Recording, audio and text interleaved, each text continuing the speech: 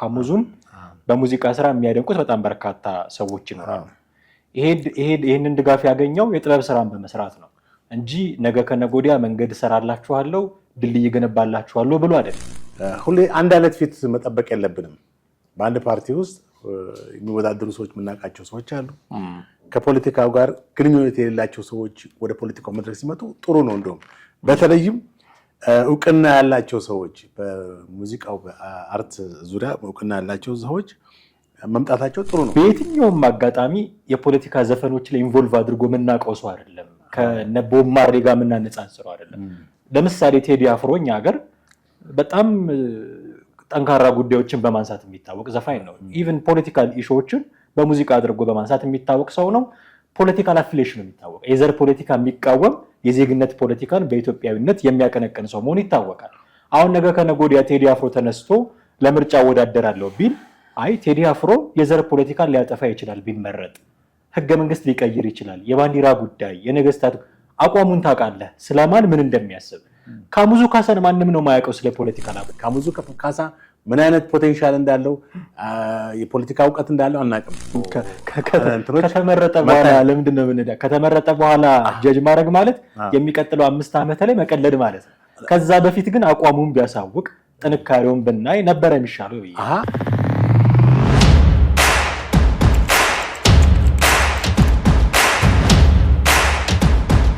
ሰላም ጤና ይስጥልን። እንዴት አላችሁ ውድ ቤተሰቦቻችን? ዘኢትዮጵያ ቻናላችንን መከታተል ጀምራችኋል። ወቅታዊ ፕሮግራማችን ላይ ነን። ጥላሁን አክሊሉና አማሃ ደገፋ ከእናንተ ጋር ቆይታ እናደርጋለን። ከሰሞኑ አንድ በጣም መነጋገሪያ የሆነ ርዕሰ ጉዳይ አለ። በተለያዩ የሙዚቃ ስራዎችን ከጀርባ ሆኖ በማቀናበር የምናውቀው ካሙዙ ካሳ ብልጽግና ፓርቲን በመወከል በአዲስ አበባ ምክር ቤት ደረጃ ለምርጫ ውድድር መቅረቡን ሰምተናል። ይህን ጉዳይ አስመልክቶ አንዳንድ ጉዳዮችን ለማንሳት ነው የተገናኘ ነው። እስከ ፕሮግራማችን ፍጻሜ ድረስ አብራችሁን ቆዩ። ጥሬ እንዴት አለ? አለው እግዚአብሔር ይመስገን። ሰላም ነው። እንዴት ነው? የካሙዙ ካሳ ነገር እንግዲህ በጣም አነጋጋሪ ሆኗል። ብዙ ሰዎች እየተነጋገሩበት ነው። ኦልሞስት ሁሉም ሰው የሚያውቀው ካሙዙ ካሳን ከሙዚቃ ጀርባ ባሉ የቅንብር ስራዎች ነው። ሜቢ መድረኮች ላይ እንደዚህ ደግሞ ኪቦርድ ሲጫወት ሲያጅብ ድምፃውያንን ካልሆነ በስተቀር በሌላ መልኩ ብዛም የምናውቀው አልነበረም። በእርግጥ አንድ ሰሞን አነጋጋሪ ሰው ነበረ።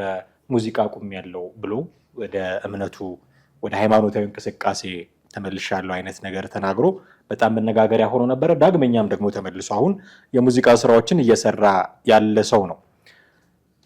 ይሄ ሰው አሁን የፖለቲካ ፓርቲ የብልጽግና ፓርቲ አባል ሆኖ በአዲስ አበባ ምክር ቤት ደረጃ የሚቀጥለው ከሁለት ይሁን ከሁለት ወር በኋላ አይ ቲንክ በሚደረገው ምርጫ ላይ ይወዳደራል ተብሎ እጩ ሆኗል። ይሄንን ስትሰማ መጀመሪያ የፈጠረብህ ስሜት ምን ነበረ?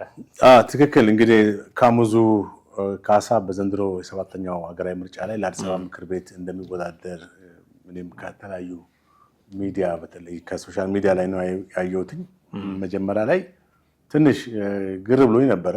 ማለት በሙዚቃ ዓለም የኖረ ሰው ወይም ሙዚቀኛ የሆነ ሰው እንዴት ወደ ፖለቲካው ዓለም ሊገባ ቻለ? ወይንም ያው ብዙ ጊዜ እንደምንጠይቀው ፖለቲካ ውስጥ የሚገቡ የተለመዱና የምናውቃቸው ሰዎች ነው። አብዛኛው ጊዜ በፖለቲካ ውስጥ የሚወዳደሩ ምክር ቤትም ሆነ ለሕዝብ ተወካዮች ምክር ቤትም ሆነ ለአዲስ አበባ ምክር ቤት እንዲሁም ለፌዴሬሽን ምክር ቤት የሚወዳደሩ ሰዎች የምናውቃቸው ሰዎች ናቸው እና ከዛ ይልቅ አሁን የካሙዙ መወዳደር ብዙዎችንም ግርታ ፈጠረና አንዳንድ ሰዎች በተቃራኒ መንገድ ትችት በመስጠት እንዴት ነው ያለ እውቀት የሚል ሁኔታ ነው። ግን እንደዛ ብሎ ማሰብ አያስፈልግም። ምክንያቱም ቅድም እንዳልኩት ሁሌ አንድ አይነት ፊት መጠበቅ የለብንም። በአንድ ፓርቲ ውስጥ የሚወዳደሩ ሰዎች የምናውቃቸው ሰዎች አሉ። ከፖለቲካው ጋር ግንኙነት የሌላቸው ሰዎች ወደ ፖለቲካው መድረክ ሲመጡ ጥሩ ነው። እንደውም በተለይም እውቅና ያላቸው ሰዎች በሙዚቃው በአርት ዙሪያ እውቅና ያላቸው ሰዎች መምጣታቸው ጥሩ ነው። ምክንያቱም በዛ ውስጥ ያገኙት የህዝብ ተሳትፎ የህዝብ ድጋፍ ፖለቲካው ላይም ተመሳሳይ ውጤት ሊያስመጣ በጥበብ ስራ ድጋፍ ማግኘትና በፖለቲካ አቋም በፖለቲካ እንቅስቃሴ ድጋፍ ማግኘት ግን ይለያያል ብዬ አስባለሁ። ካሙዙን በሙዚቃ ስራ የሚያደንቁት በጣም በርካታ ሰዎች ይኖራሉ። ይሄንን ድጋፍ ያገኘው የጥበብ ስራን በመስራት ነው እንጂ ነገ ከነገ ወዲያ መንገድ እሰራላችኋለሁ ድልድይ ገነባላችኋለሁ ብሎ አይደለም። ስለዚህ ይሄንን የህዝብ ድጋፍ እንደውም ሚስዩዝ እያደረገው አይደለም ወይ? ህዝቡ የደገፈው ጥበቡን የሙዚቃ ስራዎችን በመስራት ነው እንጂ የካሙዙ ካሳን የፖለቲካ እውቀት ማንም አያውቅም። የካሙዙ ካሳን የፖለቲካል አፊሊዬሽን ማንም አያውቅም። የካሙዙ ካሳን ምን አይነት እቅድ ያለው ሰው እንደሆነ አይታወቅም። በእርግጥ ብልጽግና የሚባል ጎራ ውስጥ ስለገባ የብልጽግና አስተሳሰብን ይጋራል የሚል አንደርስታንዲንግ ሊኖረን ይችላል። ይህን አንደርስታንዲንግ ከጥበብ ድጋፍና ከፖለቲካ ድጋፍ እንዴት አድርገን ነው የምንለየው? አሁን ካሙዙ ካሳ ከዚህ በኋላ አቋሜ ይሄ ነው ብሎ አብራርቶ ተናግሮ የሚሰበስበው ኮንስቲትዩንሲ ካለ ኦፍኮርስ ሊሆን ይችላል። ግን አሁን ብዙ ሰዎች እሱን የሚደግፉ ሰዎችን ሳይ ብዙ ሰው የሚከተለው ሰው ነው የሚል አመክንዮ ነው የሚያነሱት። የፈለገ ብዙ ሰው ቢከተለው በ10 በ20 በ30 ሚሊዮን የሚቆጠር ሰው ቢከተለው ይህንን ተከታይ ያፈራው ጥበብ ሰርቶ ነው። ይሄ የተከተለው ተከታይ እንበልና 10 ሚሊዮን ሰው ቢከተለው ከዛ ውስጥ 3 ሚሊዮኑ የብልጽግና ደጋፊ ሊሆን ይችላል። ከዛ ውስጥ 3 ሚሊዮኑ የኢዜማ ደጋፊ ሊሆን ይችላል። ከዛ ውስጥ የቀረው ሚሊዮን ደግሞ የሌላ ፓርቲ ደጋፊ ሊሆን ይችላል። ስለዚህ ምንድነው ማስተማመኛ አይደለም። በጥበብ ስራ ያገኘው ተቀባይነት ያገኘው የሚከተለው የሰው ቁጥር ብዛት ፖለቲካ ውስጥ እንዲሳተፍ ማስተማመኛ አይደለም። ፖለቲካ ውስጥ መሳተፍ ካለበት ምክር ቤት ገብቶ ምንድነው ለኢትዮጵያ ሕዝብ ምንድነው ለአዲስ አበባ ሕዝብ የሚያመጣው የሚለው መታየት ያለበት ይመስለኛል። ኦፍ ኮርስ እንግዲህ አሁን ከዚህ ከመፍረድ ይልቅ ወደፊት ልጅ ተመርጦ ወደ ምክር ቤት ሲገባ የሚያመጣቸው ለውጦች በዛ ቦታ ላይ የሚያነሳቸው ሀሳቦች ህዝባዊ የሆኑ ከተመረጠ በኋላ ለምንድን ነው የምንሄደው? ከተመረጠ በኋላ ጀጅ ማድረግ ማለት የሚቀጥለው 5 ዓመት ላይ መቀለድ ማለት ነው። ከዛ በፊት ግን አቋሙን ቢያሳውቅ ጥንካሬውን ብናይ ነበረ የሚሻለው ብዬ አሁንም እኮ ተናግሯል። ባለፈው እንትን ላይ ተናግሯል። አሁን አርቲስቶች እና የጥበብ ሰዎች ወደ ፖለቲካ አይገቡም በሚል አንዳንድ ሰዎች ለሰጡት አስተያየት እንደውም በውጭ ሀገርም በጣም የተለመደ ነገር እንደሆነ ጠቅሷል። ቦብ ማርሊን ታዋቂ የሬጌ ሙዚቃ ወደ ፖለቲካ ውስጥ ተሳትፎ ነበር። እንደውም ዘፈኖቹ አብዛኛው የፖለቲካ ይዘት ያላቸው ናቸው። እነ ሸዋዚንገር መቀላቀል የለብንም ብዬ አስባለሁ። ከዚች ፖይንት ላይ ካሙዙ ካሳ በየትኛውም አጋጣሚ የፖለቲካ ዘፈኖች ላይ ኢንቮልቭ አድርጎ የምናውቀው ሰው አይደለም። ከነ ቦብ ማርሊ ጋር የምናነጻጽረው አይደለም። ለምሳሌ ቴዲ አፍሮ እኛ ሀገር በጣም ጠንካራ ጉዳዮችን በማንሳት የሚታወቅ ዘፋኝ ነው። ኢቭን ፖለቲካል ኢሹዎችን በሙዚቃ አድርጎ በማንሳት የሚታወቅ ሰው ነው። ፖለቲካል አፊሊዬሽን የሚታወቅ የዘር ፖለቲካ የሚቃወም የዜግነት ፖለቲካን በኢትዮጵያዊነት የሚያቀነቅን ሰው መሆኑ ይታወቃል። አሁን ነገ ከነገ ወዲያ ቴዲ አፍሮ ተነስቶ ለምርጫ ወዳደራለሁ ቢል አይ ቴዲ አፍሮ የዘር ፖለቲካን ሊያጠፋ ይችላል፣ ቢመረጥ ህገ መንግስት ሊቀይር ይችላል፣ የባንዲራ ጉዳይ የነገስታት አቋሙን ታውቃለህ፣ ስለማን ምን እንደሚያስብ። ካሙዙ ካሳን ማንም ነው የማያውቀው ስለ ፖለቲካል አቋም። እንግዲህ ተመልከት፣ የካሙዙ ካሳን ፖቴንሻል ወይም ምቅ ችሎታ እናውቀውም። አሁን ስለ ፖለቲካ ስላልተናገረ ፖለቲካ ውስጥ መግባት አይችልም ወይም በፖለቲካ ውስጥ ሀሳብ መስጠት አይችልም፣ መምራት አይችልም ብለን ልንደመድም አይችልም። ይሄ ልጅ በሙዚቃ ውስጥ በጣም ለበርካታ አርቲስቶች፣ ዘፋኞች፣ ኪነጥበብ ሰዎች ሙዚቃ መስጠት ይታወቃል። ብዙዎችም መስክረውለታል። በጣም ብዙ አቀናባሪ ነው። ቅድም እንደጠቀስኩ ከሙዚቃ መሳሪያዎች ጀርባም ከዘፋኞች ጀርባም በመሆን ብዙ የስራ ሰራ ሰው ነው። ብዙ በርካታ ዘፋኞችም ለውጤት እንዲደርሱ ያደረገ ሰው ነው። በዚህ መንገድ ውጤት ካመጣ በዚህ መንገድ ሰክሰስ ከሆነ ፖለቲካው ላይ ደግሞ የራሱን ምቅ ኃይል ተጠቅሞ ውጤት የማያመጣበት ምክንያት የለም። አሁን እኛ መፍረድ አንችልም። ካሙዙ ካሳ ምን አይነት ፖቴንሻል እንዳለው የፖለቲካ እውቀት እንዳለው አናውቅም። ዝም ብለን ከውጭ ሆነን ጀጅ ማድረግ አንችልም። አንደኛ ፖለቲካ ቁርጠኝነት ነው የሚፈልገው። የሆነ ሰፋ ያለ እውቀትን ብቻ አይደለም፣ ቁርጠኝነት፣ ታማኝነትን ይፈልጋል። እውቀት ይዘው ታማኝ ካልሆኑ፣ እውቀት ቁርጠኛ ካልሆኑ፣ እውቀት ይዞ አቋም ከሌላቸው እኮ ፖለቲከኛ ቢሆኑም ዋጋ የለውም። ህዝብ ይመርጣቸውም ዋጋ የለውም። ሙስና ውስጥ የሚገቡ ታማኝ ያልሆኑ አገልጋዮች ከሆኑ እኮ ዋጋ የለውም። ይሄ ልጅ ቢያንስ ምንድነው ቁርጠኝነትን በውስጡ ይዞ ሐቀኝነትን፣ ሌሎች ኳሊቲ የሆኑ ነገሮችን በውስጡ ይዞ ይሆናል። እንግዲህ እንደገና ደግሞ በዚህ ውስጥ ውጤት እንደሚያመጣም ልክ በሙዚቃው ዓለም ላይ ውጤት እንዳመጣ ሁሉ በዚህ ዘርፍ በመሰማራት ውጤት ሊያመጣ እንደሚችል በራሱ በመተማመን ወደዚህ በሙሉ ልብ መግባቱን ነው የምንመለከተው። ምክንያቱም ራሱ እንደተናገረው አሁን ባለው አትሞስፌር አሁን ባለው እንትን የሱ መግባት የእንደሱ አይነት ሰዎች ወደዚህ ዘርፍ መግባት ለውጥ እንደሚያመጣ እና የተመቻቸ ሜዳ እንደሆነ ነው የተናገረው። አንድ ምሳሌ አንሳለ ጥሬ ለምሳሌ ዶክተር አሸብር ወልደጊዮርጊስን ምሳሌ እናንሳ። የቢዝነስ ዓለም ላይ በጣም የተሳካላቸው ሰው ናቸው፣ ባለሀብት ናቸው። ምክር ቤት ገብተው አይተናቸዋል። የኢትዮጵያ እግር ኳስ ፌዴሬሽንን የኦሎምፒክ ኮሚቴን ሲመሩ እናውቃቸዋለን። ቢዝነስ ላይ ሰክሰስፉል መሆናቸው ለእግር ኳስ ፌዴሬሽን አልጠቀማቸውም፣ ለኦሎምፒክ ኮሚቴ በጣም አወዛጋቢ ሰው ነው ያደረጋቸው። ምክር ቤት እንኳን ገብተው ጠቅላይ ሚኒስትር መቼ ነው ፊልድ ማርሻሉን አዘው አሰብ ወደብን የሚያመጡልን? ሳምንት ነው 10 ቀን ነው ብለው አስቂኝ ጥያቄ የጠየቁ ሰው ናቸው። ህዝብ እንዴት መወከል እንዳለባቸው ማወቅ ያቃታቸው ሰው ናቸው። በቢዝነስ ተሳካላቸው ብዬ ነው እሳቸውን በመርጥ እንዲህ አይነት መሳቂያ ነው መሆን። ካሙዙ በሙዚቃ ተሳካለትና በፖለቲካ ይሳካለታል ካልከኝ ሴሚስትሩ ለካሙዙ እንግዲህ ምሳሌው ትክክል ነው የጠቀስከው ምሳሌ ዶክተር አሸብር ትክክለኛ ምሳሌ የሚችሉ ሰው ናቸው ወይ?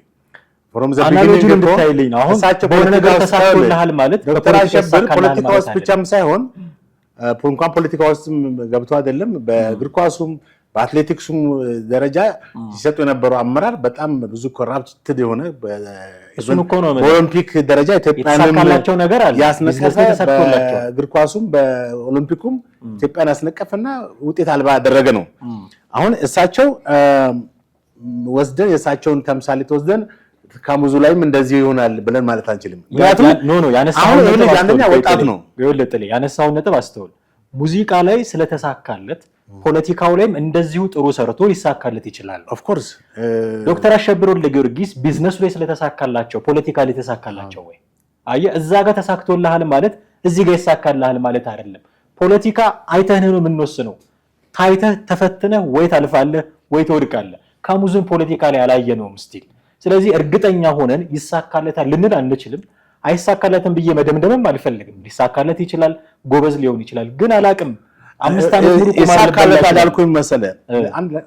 ለአንድ ስኬት መሰረት የሆነ ነገር ፋውንዴሽን ካለ ለምሳሌ ይሄ ልጅ በሙዚቃው ዓለም ያመጣውን ውጤት ያመጣውን አቺቭመንት ያውቀዋል፣ ሰውም ይመሰክርለታል። ብዙ ዘፋኞችን ብቻም ሳይሆን ከዘፈን ዓለም ውጭ ያሉ ሰዎችም በደንብ የሚያውቁት ታታሪ ሰው ነው። ስለዚህ በዛ መንገድ የመጀመሪያው ስኬታማነቱ እንደ መንደርደሪያ ነው የሚሆነው። ገብቷል። አሁን እሱ ወደ ፖለቲካ ውስጥ ለመግባት የሚያስነሳሳው ይሄ ሞቲቬሽን ነው። ይሄኛውን ሞቲቬት አድርጎት ወደዛ ድራይቭ ያደረገው ማለት ነው እንጂ ካሙዙ ስለራሱ ማን ነኝ ብሎ ነው የሚነሳው። በሙዚቃ ዓለም አቺቭ ያደረኩ ሰው ነኝ ብሎ ነው የተነሳው።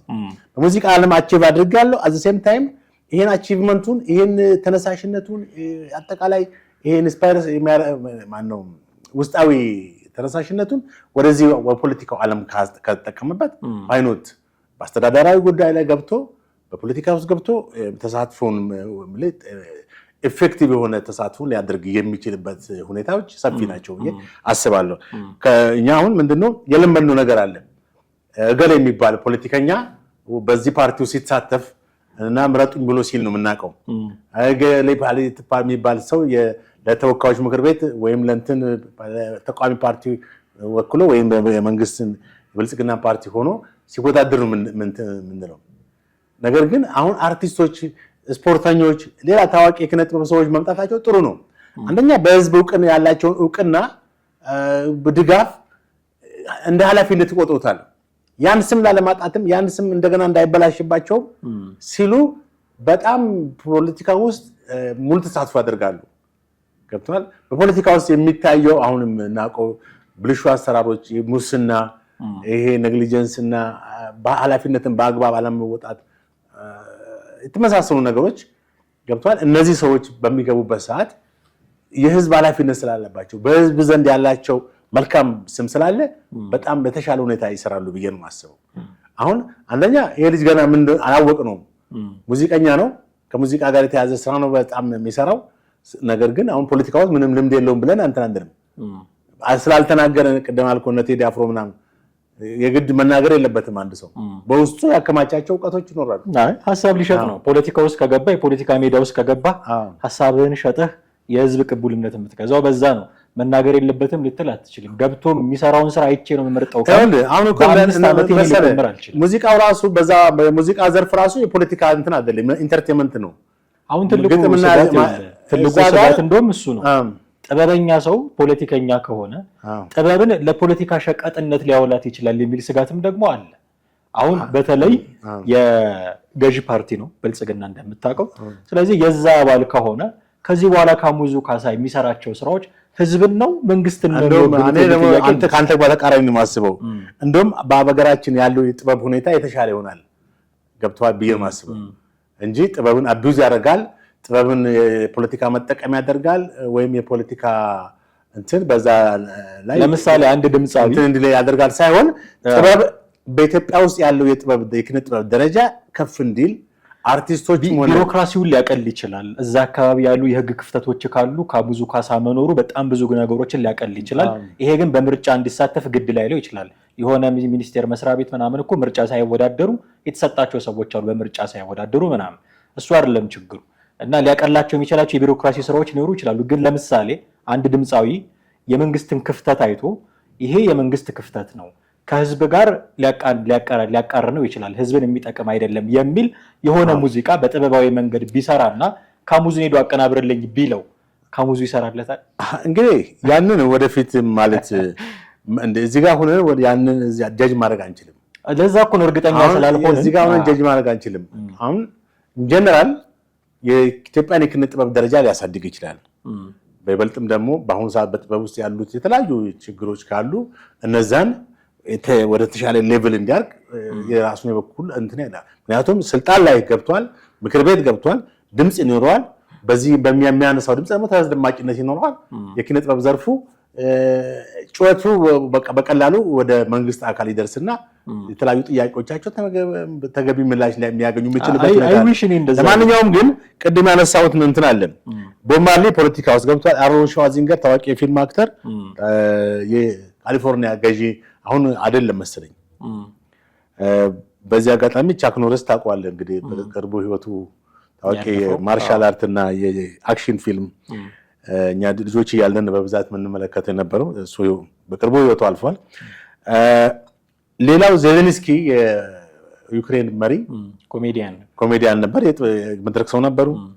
ጆርጅ ዊሃክ ታዋቂ እግር ኳስ ተጫዋች ነበር፣ የላይቤሪያ ፕሬዚዳንት የሆነው ማለት ነው። ሮናልድ ሬገን የአሜሪካ ፕሬዚዳንት ታዋቂ ፊልም አክተር ነበሩ። ሌሎችም ብዙ ሰዎች አሉ እና በእኛም ሀገር እኮ የጥበብ ሰዎች ሆነው ፖለቲካ ውስጥ የገቡ ሰዎች አሉ፣ ስማቸው አልተጠቀስም እንጂ እና ችግር የለውም ማለት ጥበብ ሰውም ይሁን ስፖርተኛም ይሁን ብቻ ታዋቂም ሲሆን ነጋዴም ይሁን ወደ ፖለቲካ መግባት ዋናው ነገር ፖለቲካ ውስጥ ገብቶ ምን ይሰራል ነው እንጂ እሱ ነገር በእርግጥም ማንኛውም ሰው ፖለቲካችን ለማንኛውም ሰው ክፍት መሆን አለበት። የሚያጣላን ጉዳይ አይሆንም። እንደውም የተማሩት ዶክተር የተባሉት ፕሮፌሰር የተባሉት ቦታውን ይዘውት ምንም ሳያደርጉ ሲቀሩ ስታይ ለነዚህ እድል ይሰጣቸው ማለቱም የሚገርም እዚህ ጋር አሁን ፖለቲካችን በጣም የኢትዮጵያ ፖለቲካ ችግር ሁሉ ጊዜ እንደው ምርጫ ላይ የሚቀርቡ ሰዎች አንዳንድ ጊዜ ሀሳባቸውንም እንደው በደንብ አብራርቶ መግለጽ የማይችሉ በቃ ዝም ብሎ ከመንገድ የተለቃቀሙ አይነት ሁኔታ ታያለ። ዩ ቲንክ ካሙዙ እንደዚህ አይነት ሰው ነው ብለህ መግለጽ የሚችል ሰው ነው ብለህ? ካሙዙ እንደዚህ በጭራሽ ሊሆን አይችልም። እርግጠኛ መሆን እንደም አንችልም። አሁን እኔ ያልኩት ስለነዛ ሰዎች ነው። እነዚህ ግን ካሙዙ ፎቶግራፋቸው በየቦታው በቢልቦርድ ላይ የሚሰቀል ሰዎች ስለ ፖለቲካ ነው አላቸው ትላለች። ስለ ኢትዮጵያ ስለ ታሪክ ስለምናምን አንዳንዶቹ ግራ ይገባሃል። ምክር ቤትም ገብተው እኮ ይሄ ነገር የማይቀረፍ ሁኔታ አለ። አንዳንዴ እጅ ለማውጣትና ለማጨብጨብ ብቻ መሆን የለበትም ፓርላማ የሚገባው። እስኪ ድጋፍ መስጠቱ ሲባል የእጅ ቆጠብ በዛ የምክር ቤት የእንትን ቁጥር ለማሟላት መሆን የለበትም። በጣም ሁላሳቸውን ማብቃት አለባቸው። በየጊዜው የአገሪቷን የፖለቲካ ተጨባጭ ሁኔታ መከታተል፣ ማንበብ እና ማጥናት መመርመር። እዛ ጋር 5 ዓመት ሙሉ የህዝብ ወክሏቸው ነው እዛ ቦታ ላይ ሊቀመጡት የሚችሉት አይደል? እዛ ጋር ምንም 5 ዓመት ሙሉ እኮ ጥያቄ ሳይጠይቅ ተቀምጦ ወንበር አሙቁ መሄድ አለ።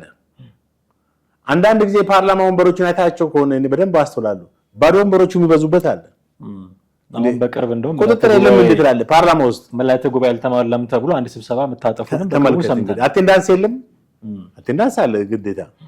ያው ለአቴንዳንሱ ብሎ ሳይሆን ለመረጣቸው ህዝብ ዴዲኬሽን ሊኖራቸው ይገባ ነበር። ባዶ ሲሆን እንግዲህ አንድ ፓርላማ ወንበር ጠቅላይ ሚኒስትሩ ሲገኙ ነው የሚሞላው።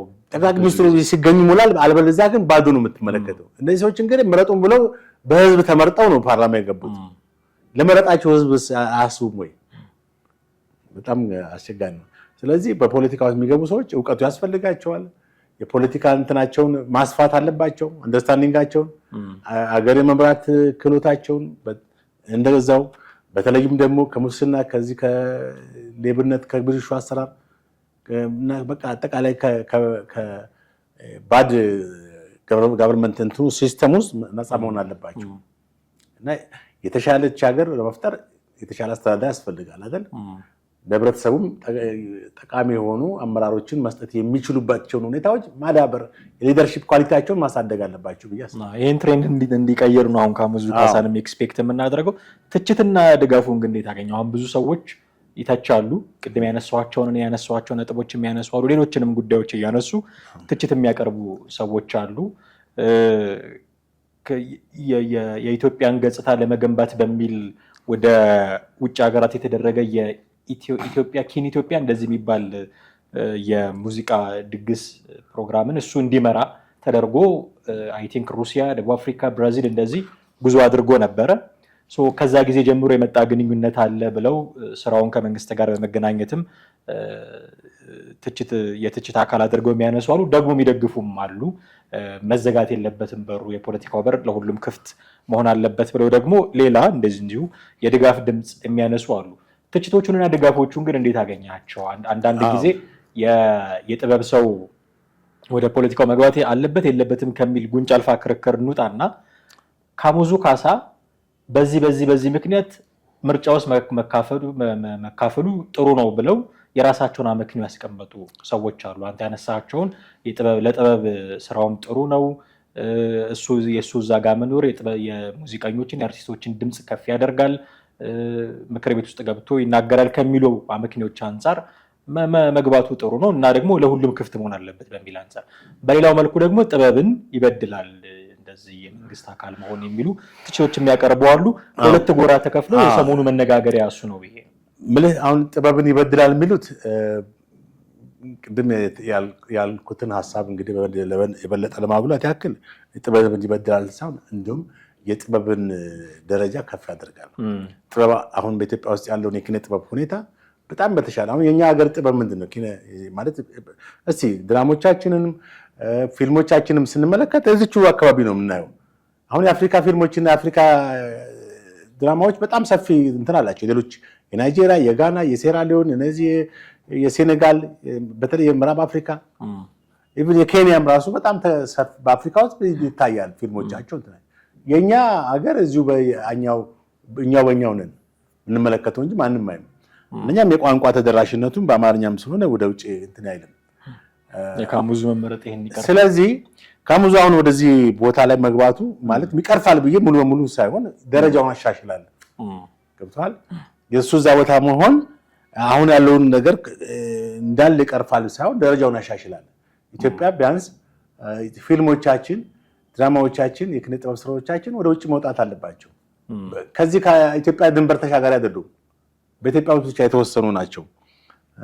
ይሄንን በመቅረፍ ደረጃ ትልቅ ሚና ሊጫወት ይችላል ብዬ አስባለሁ። የሚነቅፉት ሰዎች እንግዲህ ያው ነቀፌታ በእኛ ሀገር በጣም አሁን ምንም ብታደርግ ነቀፌታ አይጠፋም። የፈለከውን መልካም ስራ ብትሰራም አሁን በጣም ነቃፊዎች አሉ። በአንድ በኩል ፖዚቲቭ የሆነ ክሪቲሲዝም መልካም ነው፣ ያሳድጋል፣ የበለጠ እንድሰራ። ግን ይሄ ዲስትራክት የሚያደርጉ ክሪቲሲዝሞች ወይም ትችቶች ምንም ጥቅም የላቸውም። ምክንያቱም ከበጎ አስተሳሰብ የመነጩ አይደሉም። ከጥላቻ ከዝም ብሎ በቃ ኔጋቲቭ ቶት ናቸው እንትናቸው እና ውጤትም የላቸውም ማለት እሺ አሁን እሱ ባይሳተፍ ማን እንዲወዳደር ነው የሚፈልጉት? ቅድም እንዳልኩት የማናውቃቸው ሰዎች የተወዳደሩ ነው ማለት ወደ እንትን ይመጣሉ፣ ወደ ፖለቲካ ይመጣሉ፣ ይሄን አደርጋለሁ ይላሉ። ከገቡ በኋላ ግን ደብዛቸው ይጠፋል። ቢያንስ ካሙዙን እኮ ማን ነው ወይስ እንዳለ አድራሻው እንትኑ ነው ትከታተላለህ። ከገባ በኋላ ምን አደረገ? ይሄም ኃላፊነት ስለሚሰማው እሱ በጣም የተሰጠውን ኃላፊነት በጥሩ ሁኔታ ይወጣል የሚል ህዝብን ሊመርጠው ይችላል ብለህ ታስባለህ? እንግዲህ አሁን የካ ክፍለ ከተማ ነው የሚወዳደረው አይደል የተባለው። የካ ክፍለ ከተማ እኔ አሁን ካልኩት ሀሳብ አንጻር ይመርጠዋል ብዬ አስባለሁ። ከሱ ጋር ሌላ የምትወዳደር አንተና አለች ጋዜጠኛ የነበረች በሻቱ እሷም በቤት ነው የምትወዳደረው። የትኛው ከተማ የካ አካባቢ ብዙ ጊዜ እንዲህ አይነት እዛም ሊሆን ይችላል አላውቅም። ብቻ እሷም የህዝብ ድምፅ ታገኛለች ብዬ ተስፋ አደርጋለሁ። ስለዚህ እነዚህ ሰዎች ወደ መድረክ መምጣታቸው እንደውም በፖለቲካው ላይ መነቃቃትን፣ ህዝባዊ ሰብአዊና ጥበባዊ ስሜቶችን ይፈጥራል። አይተሃል? የጥበብ ሰዎች ሲመጡ አሁን ታዋቂ ዘፋኞች ሲመጡ ወደ መድረክ ሲገቡ በምክር ቤት ሲገቡ እኮ ታያለህ እኮ ፓርላማው እኮ አሁን እኮ በጣም ሙቀት የሌለው ወይንም ዝም ብሎ የፈዘዘ የሚሆንበት ምክንያት አንድ የምታውቃቸው ሰዎች የሉም ፓርላማ ውስጥ። የሆነ ክልል መጥተው በዛ ላይ ቁጭ ብለዋል በቃ እንትን ብሎ የሚሄዱ ናቸው። ግን ታዋቂ አርቲስቶች፣ ታዋቂ አትሌቶች ቢገቡበት፣ ታዋቂ እግር ኳስ ተጫዋቾች ሲገቡበት እስቲ ብለህ ታያለህ እኮ ስለምታደንቀው ያን ሰው። ስለዚህ መሆኑ ጥሩ ነው ብዬ አስባለሁ። ብዙ እኔ ከታዋቂነታቸው ሳይሆን ከሚያስቡት ሀሳብ ሊያደርጉት ከሚችሉት ነገር አንጻር መገምገም አለባቸው ብዬ ነው የማስበው። በጣም እጅግ አድርጌ አመሰግናለሁ ጥላሁን ለነበረን ቆይታ። ውድ ቤተሰቦቻችን እናንተም ከኛ ጋር የነበራችሁ ቆይታ እጅግ አድርገን ነው የምናመሰግናችሁ። የዛሬውን ፕሮግራማችንን እዚህ ላይ አብቅተናል። የተለያዩ ጉዳዮችን አንስተናል። እናንተም የተለያዩ አይነት ሀሳብ አስተያየቶች እንደሚኖሯችሁ እርግጥ ነው። በተለመደው መንገድ ሀሳቦቻችሁን ብታጋሩን ደስ ይለናል። የዛሬውን አብቅተናል። ጤና ይስጥልን።